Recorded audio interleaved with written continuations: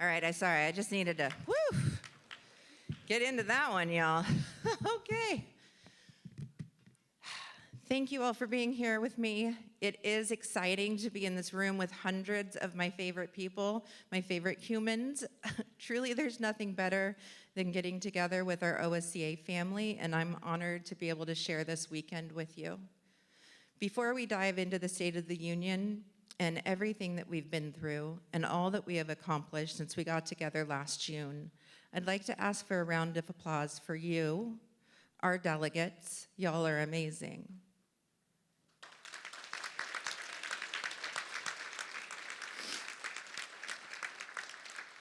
I'm going to ask you to get up and stand up for yourself and give yourself a real round of applause. Come on, let's do a little woo.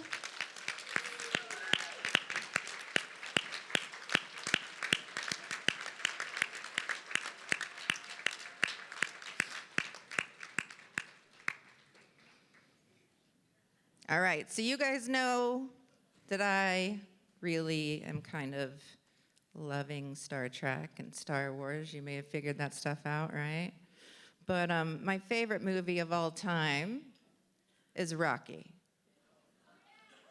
Yes, it is. Yes, it is. So being an OSCA member is a lot like being in my favorite movie. We are the classified underdogs, the unsung heroes, the underestimated, and no one ever expects us to be a contender.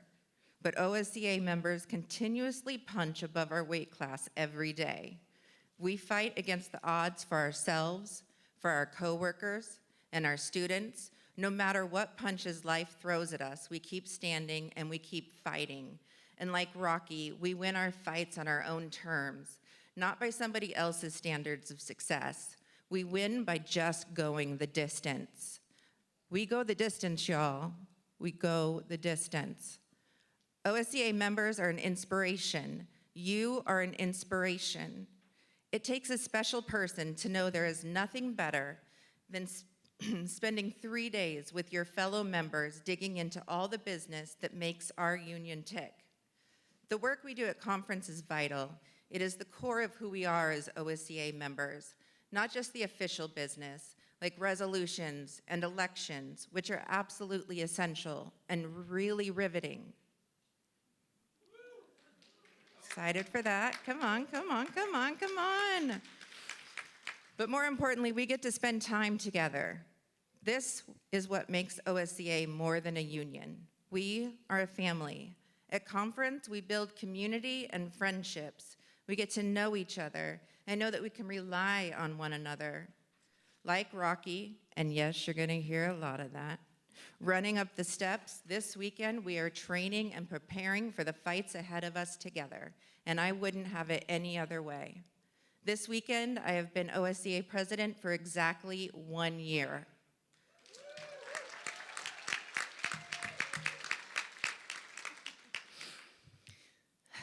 One amazing, inspiring, incredibly challenging, and unbelievably rewarding year. So thank you for this year. When I ran for this position, I told you that my mission was to be inclusive. I wanted every member to know that OSCA is a union for all of us. I wanted to reach out to more members in Eastern Oregon, Central Oregon, and Southern Oregon, where I'm from, and bring in more members who work for organizations other than school districts. Hey, that's me, community college here, right? You have other one? Yeah. As I said, OSCA is a family and we have room for everyone. It has been so exciting over the last year to see the new faces at chapter meetings and rallies, and even more coming to state events like LED and conference. In fact, this is the first conference for 80 delegates in the room. How cool is that? Can I get all of our first-timers to stand up? If you're a first-timer, stand up.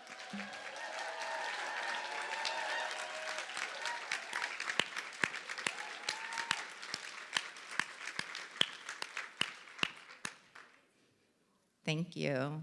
We're gonna get all of our exercise. All right, whether this is your first conference or your 85th, welcome, and thank you. I'm glad you're here. I've been able to stand alongside so many rockstar OSCA members this year, from my fellow board members to our intrepid chapter leaders, from longtime members who are the backbone of our union to the members who bring fresh ideas. We all bring something to the table, our own unique sparkle, and together we shine. Yeah.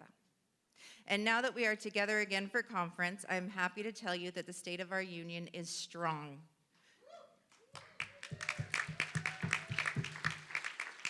We have faced more than our fair share of challenges in the last year, and I have no doubt that we will face more in the future. After the last few years, we may be battered and bruised, but we are still standing. Why? We go the distance. You guys are gonna get that, right? Okay. The board and staff started this year by launching an ongoing strategic planning process. We looked at OSCA's strengths and opportunities, areas for growth, and the challenges we anticipate. A main priority that emerged from this process is a renewed focus on member outreach and engagement. We set a goal of welcoming 2,400 new members statewide. With our national affiliate, the American Federation of Teachers, also known as the AFT, we created a program to support outreach in our chapters. AFT's organizing mini grants, as we name them, provided financial support for chapter activities. And what happened next was amazing. Chapter leaders and activists took the program and ran with it, coming up with creative events and engagement strategies across the state. Our chapters held membership drives, chapter events, new employee orientations, and more. And it worked. Since last July, we have welcomed more than 2,600 new members to OSCA, surpassing the goal of 2,400 set by the board. That is an average of more than 7 new members each day. Can we give yourself...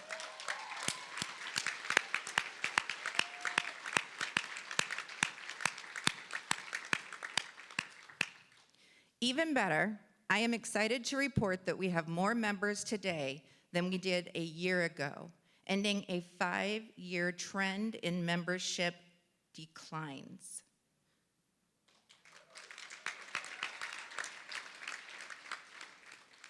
Let me take a minute to put this in perspective. We have known for a long time that membership declines are not due to just the high rates of cancellation or the activities of anti-union groups like the MS Silent MF Freedom Foundation, sorry. The problem is a high turnover. Our employers are struggling to retain staff and fill open positions. It's almost like they should pay us more.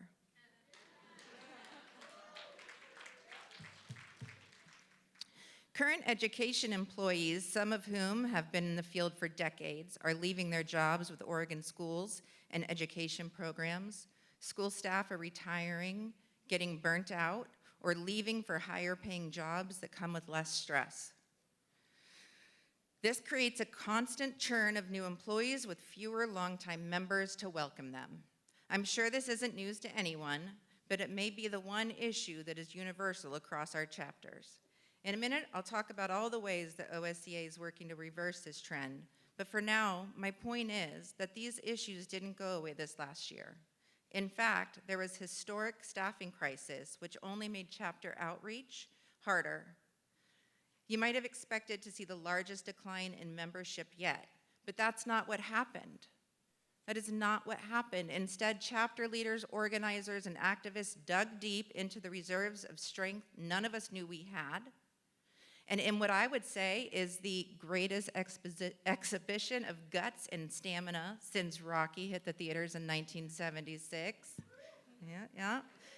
We rolled up our sleeves and we got to work. In the last 12 months, OSCA chapters have collectively held 29 membership drives, 64 new employee orientations, and dozens of chapter events. Chapters sent mailers, hosted parties, painting events, bowling nights, offered cool swag. We did whatever it took to organize and engage our bargaining units.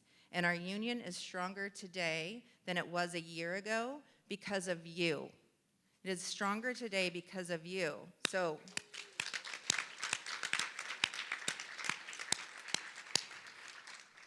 There's no way to show enough appreciation for all you have done for OSCA, but every OSCA member, not to mention every worker, every school, every student will benefit from your hard work and dedication, and I want to say thank you, and thank you, and thank you, and thank you. During conference, we recognized the chapters who earned incentives through the Membership Incentive Program. These are the chapters that have achieved and maintained membership levels above 70%, which is an impressive accomplishment. I also want to take this time to recognize some OSCA underdogs who rose to the occasion. These chapters may not have achieved 70% membership, at least not yet, but they have taken a big step forward toward reaching the membership incentive, the MIP, in the future. And thanks to the absolutely amazing results from their outreach, engagement, and organizing efforts, 23 OSCA chapters grew their membership by more than 20% this year.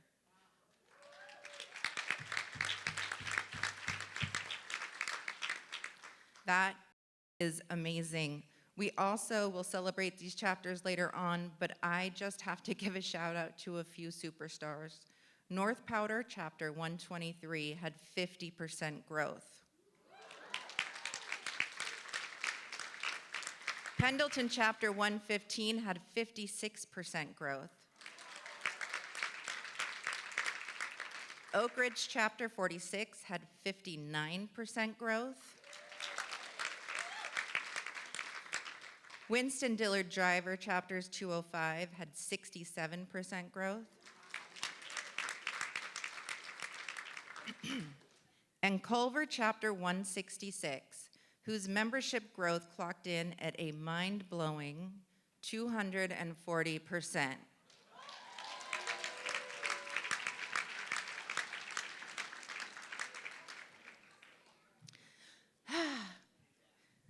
All right. I know that for all of our chapters, growth and engagement doesn't just happen. Like everything that really matters in life, we have to work for it. Hours, days, weeks of hard work go into planning, membership drives, and other activities. But these chapters are proof that in the end, it pays off. Outreach and engagement impacts more than membership numbers. We also saw new current members getting more active this year. Chapters turned out crowds for rallies and events. Members showed up to support their bargaining teams. As more members step up, get involved, and make a difference, we can see the impact at the bargaining table. And our bargaining teams have been busy, with 53 chapters negotiating agreements this year and another 30 having reopeners on compensation. 53 chapters did their contracts this year, y'all. Can we just...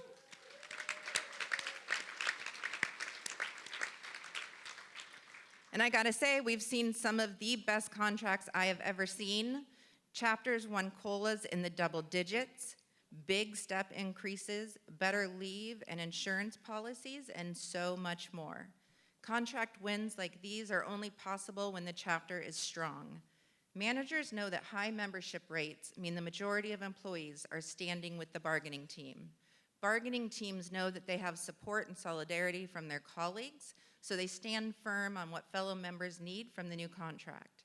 As we are seeing across the state, outreach and engagement have a direct impact on members' pocketbooks, working environments, and the quality of life. And we don't just stop at the chapter level. With the legislature in session, we took our fight to the state capitol to make changes that will benefit workers across Oregon. This year, we were able to add a staff position for a second government relations specialist to boost our legislative power. It has made a huge difference. It has made a huge difference as OSCA members are showing up and speaking up. Legislative Education Day, LED in March, was one of our biggest ever. The energy was incredible. And let me tell you, there is nothing like standing in the hallway of the Capitol and seeing OSCA members in every direction proudly rocking our blue t-shirts.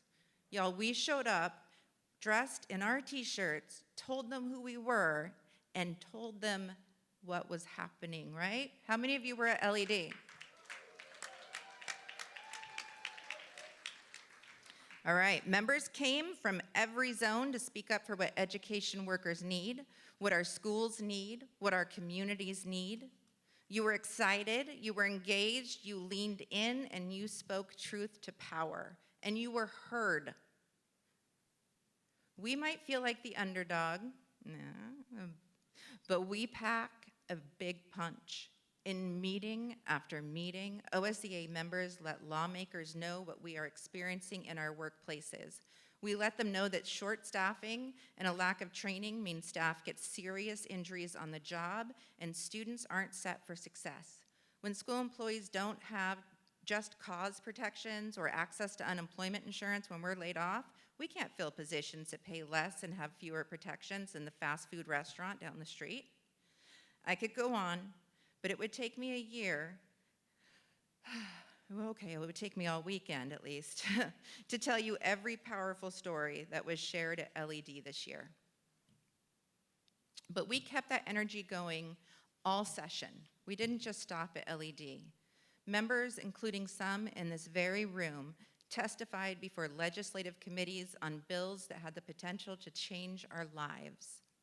We submitted written testimony, called and emailed our representatives, and spoke up about what we are experiencing on the front lines of education, and we made big wins in the Capitol too. Who here has ever been laid off from your school job over summer break or just any other time?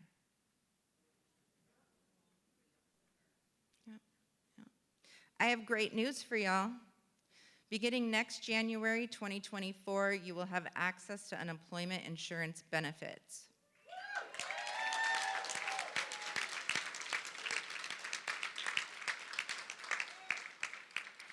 This is an important financial safety net for workers. Unemployment benefits are a cushion if we lose our jobs for reasons beyond our control. And for too long, for way too long, classified have been barred from accessing benefits. It's not fair. It creates real hardships for our members when we already don't get paid what we're worth. We have been fighting back against this unequal system for decades. Talk about going the distance, for decades. 20 years ago, it seemed impossible. 5 years ago, it looked unlikely. Over the last few years, we have been able to chip away at it, winning unemployment access for one classification over here and another one over there. But finally, we won.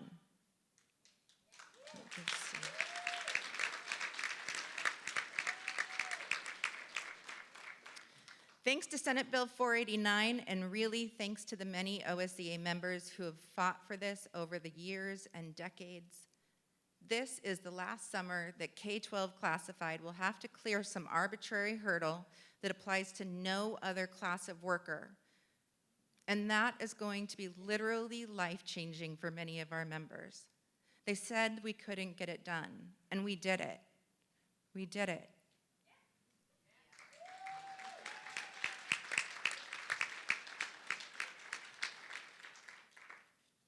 What about our special education staff? Who here works with a student with an IEP or a 504 plan?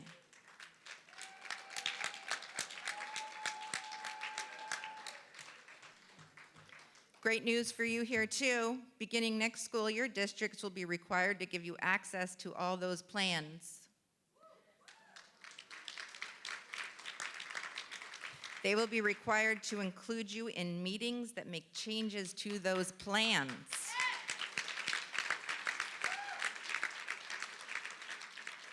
They will be required to give you the training you need to safely and effectively support students with special needs. This is some common sense stuff, right? The staff members who spend the most time with the student should know what that student needs. They should be able to offer input on plans. They should definitely have training to do their jobs well, especially for high-need student populations.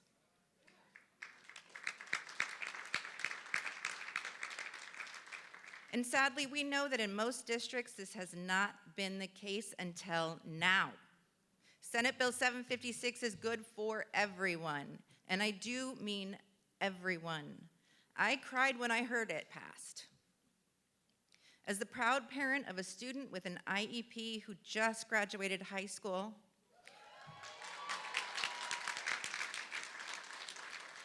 I know that it would have made such a difference for my daughter if all of the staff she worked with knew of her disabilities and needs throughout her entire education.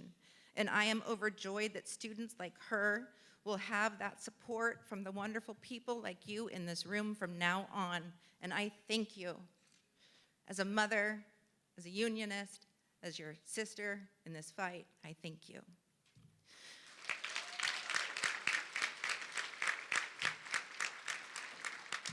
We will be able to support our students better and help them learn more effectively, and we will get training in how to do that well while keeping everyone safe. Okay, last one. I was gonna ask who here doesn't get the recognition you deserve. If I don't see your hand up, I wanna know where you work, who your boss is. But I know, honestly, it's all of us, right?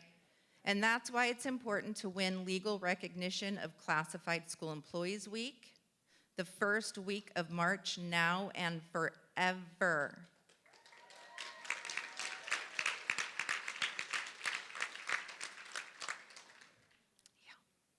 Classified school employees are overworked, underappreciated, and underacknowledged. The statewide celebration of Classified School Employees Week celebrates all we do for our schools, and it helps educate our communities about classified, about who we are, about what we do, and why what we do is essential. And all that we have accomplished this last year is thanks to our active and engaged membership. And we would not have that membership without our chapter leaders, our worksite organizers, our stewards, and our other activists. You are the ones in the ring, defending members every day. From bargaining to representation to organizing, you are doing the heavy lifting. If members are the OSCA's heart and soul, then leaders and activists are our backbone. You hold us up.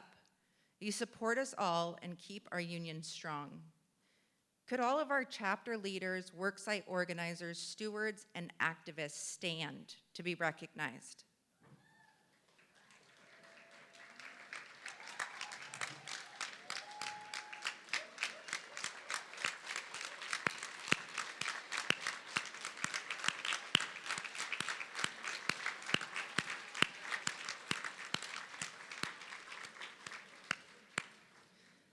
That's right, nearly everyone in this room stood up.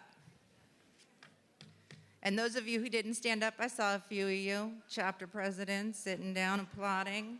All right, I won't call you out specifically, but I'm looking at you. All right, thank you guys. I know the last few years have been hard. We're tired, and the burnout is real. But I want you to know that even on the days when you feel like you have to carry your entire chapter on your shoulders, you don't have to do it alone. Our 4th annual Leadership Summit in January focused on supporting leaders, growing union skills, and holding each other up. Leaders shared what has been successful in their chapters and what is still a challenge. It was so cool to watch you talk to one another, to share advice, to ask questions, and empower one another. Regardless of how long you've been with OSCA, we are all growing and learning every day. I look forward to having more of these conversations with everyone in the future. Most of all, I want you to know that you have a whole network of members, fellow leaders, staff, and allies who support you. We want you to succeed, and that means we want you to have what you need. Just ask. And if you don't know what to ask for, just tell us what is hard. We're here, the State Association, your board of directors, and the OSCA staff. We have your back. I wish I could say that we are through the hard times and it's smooth sailing ahead. The truth is, we will face many more challenges. But we'll keep standing, shoulder to shoulder, to fight for what is right, because that is what we do.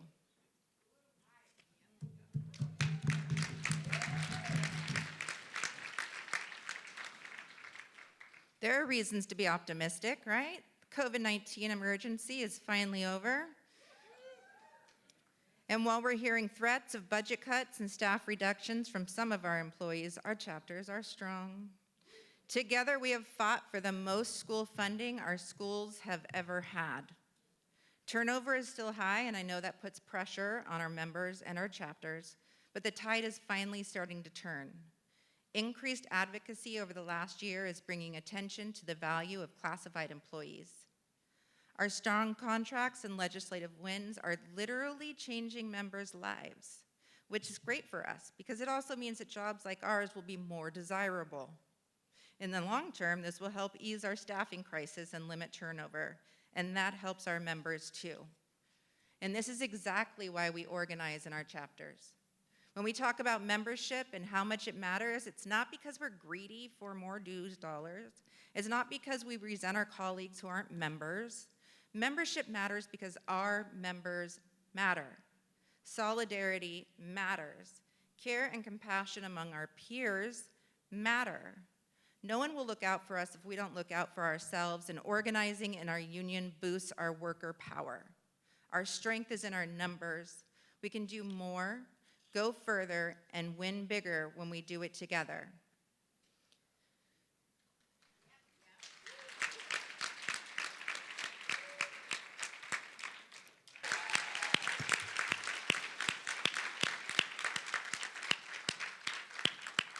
All right, you guys, once again, thank you to all of you and OSCA members everywhere. Thank you to the contributions you have made to our union in this last year.